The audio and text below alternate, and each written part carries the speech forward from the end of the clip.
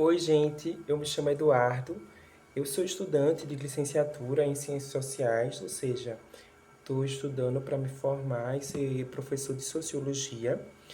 Estou fazendo estágio, com o professor Silvio na disciplina de Sociologia, então eu tenho acompanhado à distância, as aulas de Sociologia de vocês da turma do EJA da escola Raimundo Diniz. A gente sabe que por conta desse momento de pandemia da Covid-19 as aulas estão ocorrendo à distância, né? Então eu espero que na medida do possível vocês estejam se cuidando. E aí eu combinei com o professor Silvio de que nessa semana eu ficaria responsável por disponibilizar o material da aula para vocês, de Sociologia.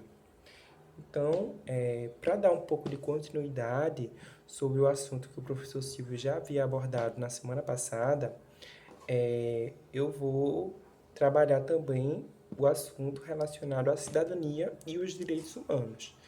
Esses conceitos eles são muito importantes para a disciplina de sociologia, porque estão interligados a diversos outros assuntos, né, na sociedade. É quando a gente para pensar em direitos, está muito relacionado a como vive a sociedade, como se organizam as pessoas, o acesso ao trabalho, enfim, para diversas outras questões. E aí, gente, quando a gente para pensar nesse conceito de cidadania, a gente pode pensar muito a relação com os direitos, certo? E aí tem um sociólogo inglês chamado Thomas Marshall, que no século passado ele vai, desenvolver um estudo sobre o que seria essa cidadania. E aí ele vai perceber que existem três estágios dentro desse conceito da cidadania. O primeiro a gente pode pensar relacionado aos direitos civis, ou seja, o direito a poder se expressar, a poder pensar, refletir, que nós seres humanos, diferente de outros animais não racionais, a gente pode estar realizando na medida do possível. E aí também o direito de ir e vir. Então seriam essas questões relacionadas aos direitos civis. Tem também um segundo estágio que esse sociólogo vai colocar como importante para a cidadania, seriam os direitos políticos. Ou seja, os direitos de poder fazer manifestação, poder expressar sua opinião política, poder participar de partidos políticos, de sindicatos de trabalhadores, de movimentos de estudantes. Por exemplo, em algumas escolas possuem grêmio estudantil, onde os estudantes se organizam para poder reivindicar melhorias e se organizarem de uma melhor forma dentro da escola onde estudam. Enfim, o direito a votar, por exemplo, que até alguns séculos atrás no Brasil não era toda a população, ou boa parte da população, que tinha acesso ao voto. Então, assim, seriam relacionados a essas questões políticas, assim como, por exemplo, o direito de você poder exercer a sua religiosidade. Até porque religião também é uma forma política de você pensar o mundo e dar um sentido mesmo para a vida.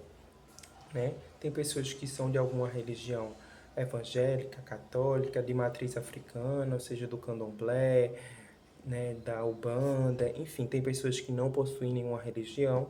Então isso também estaria relacionado aos direitos políticos. E aí um outro estágio, o terceiro e último, que esse autor ele vai colocar como importante para o exercício da cidadania, seria relacionado aos direitos sociais. E aí esses direitos a gente pode pensar como aspectos básicos para que a gente, enquanto ser humano, a gente possa estar fazendo nossas tarefas diárias, podendo estar vivendo com uma certa qualidade de vida. Ou seja, o acesso à saúde, o acesso à educação, a transporte público, saneamento básico, né? Dentre outras questões que a gente precisa enquanto seres humanos para poder conviver em sociedade. E aí, esses seriam, né, alguns conceitos para a gente pensar o que seria a cidadania. E aí, lógico, a gente, né, olha no conceito, é muito bonito, é muito interessante se realmente na prática isso ocorresse, mas, né, quando a gente para pensar na realidade, ocorre de uma forma diferente, não é isso? E aí tem outros dois conceitos muito importantes que a sociologia ela traz, né, relacionado a essa temática, que seria da cidadania formal e da cidadania real. A cidadania formal seria, né, aquelas legislações e documentos oficiais que vão orientar, né, como a sociedade deveria se organizar para poder estarem garantindo os direitos dos seres humanos.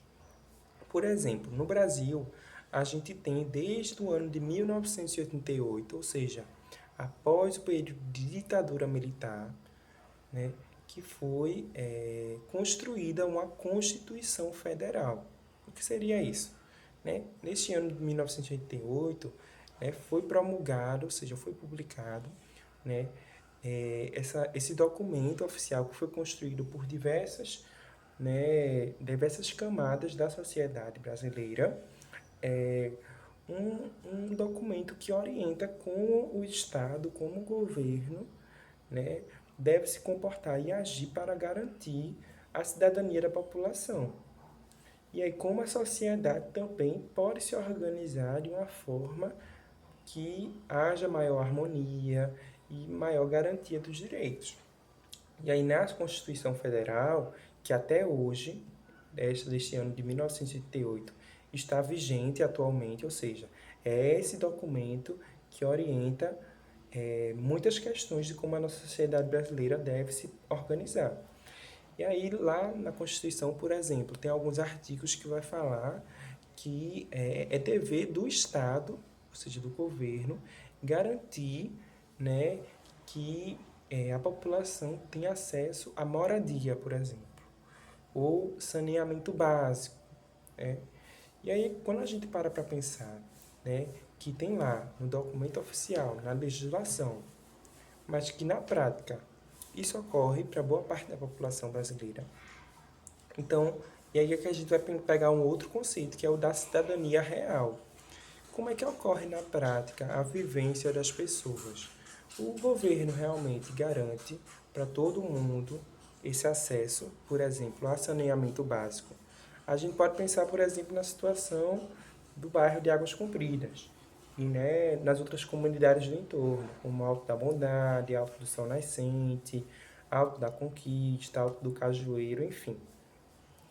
Será que todas as casas desses bairros possuem acesso à água tratada, à água regular todos os dias nas suas casas, a saneamento nas suas ruas, ou seja, né, o esgoto ali fluindo para sair das casas e ir até um local de tratamento adequado?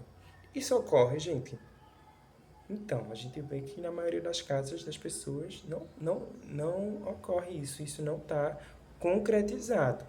E aí é quando a gente para pensar que na cidadania real, muitas dessas questões não estão de fato garantidas.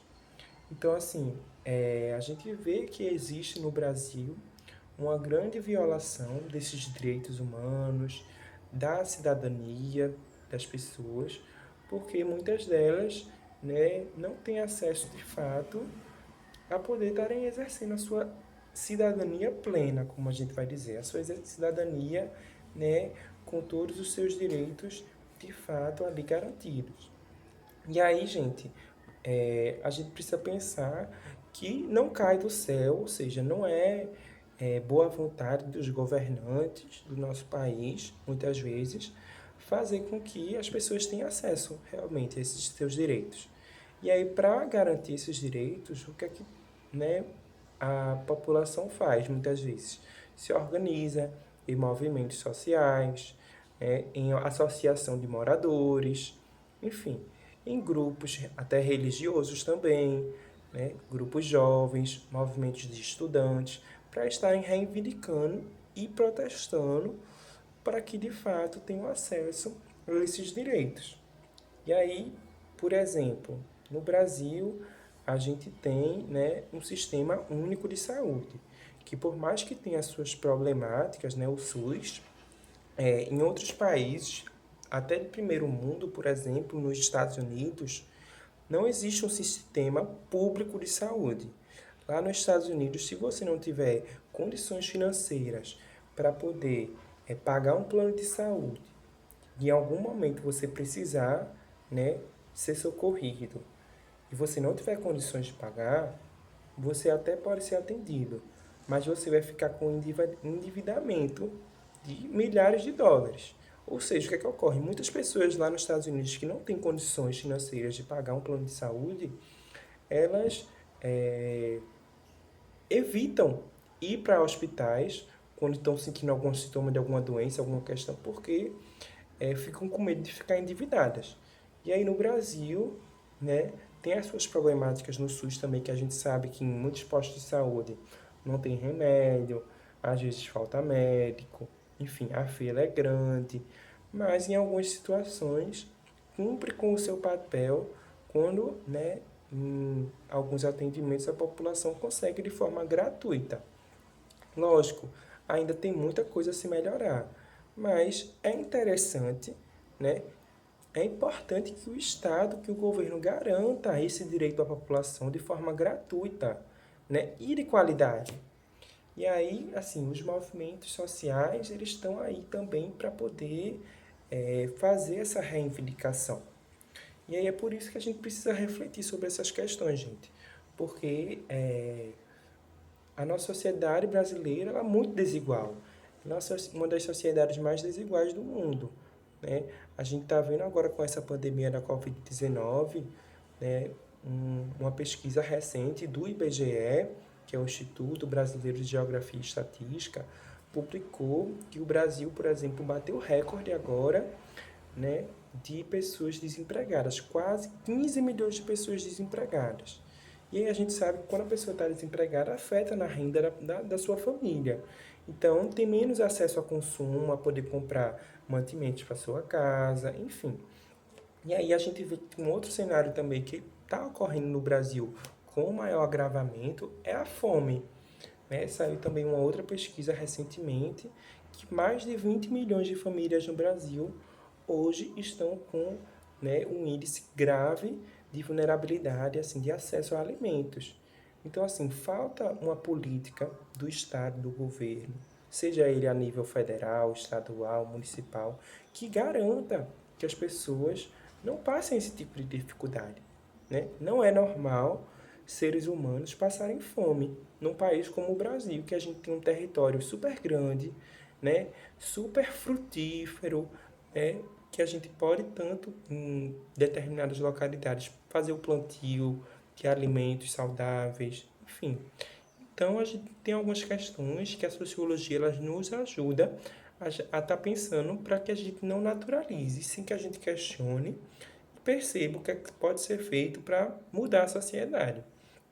Então, assim, gente, para encerrar o assunto de hoje, eu vou passar um texto, assim, que é curto, para vocês darem uma lida e também refletirem sobre esses assuntos e alguns exercícios, um ou dois. Vou elaborar direitinho, tá certo? E aí, qualquer dúvida, eu vou deixar meu contato. Vocês podem falar comigo no WhatsApp, tá bom? E vamos nessa, vamos que vamos. Se cuidem, tá certo? Até a próxima, gente.